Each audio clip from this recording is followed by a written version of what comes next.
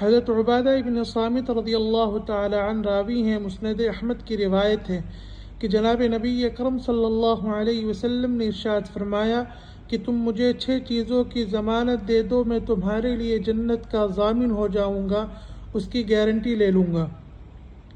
سب سے پہلی صفت کہ جب بھی بولو سچ بولو، یعنی سچ کو اپنا شیوا بنا لو۔ دوسرے نمبر پر جب کسی سے وعدہ کرو تو اس وعدہ کو پورا کرنے کی فکر کرو، اس کو نبھانے کی کوشش کرو۔ تیسرے نمبر پر آپ نے فرمایا جب کوئی چیز امانت کے طور پر رکھی جائے تو اس امانت کو ادا کرنے کی کوشش کرو، اس کی فکر کرو اور اپنی شرمگاہوں کی حفاظت کرو۔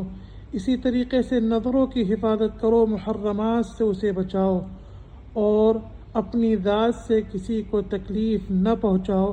ان 6 اعمال کو جو کرے گا اللہ کے نبی علیہ الصلاۃ والسلام نے اس کے لیے جنت کی ضمانت لی ہے۔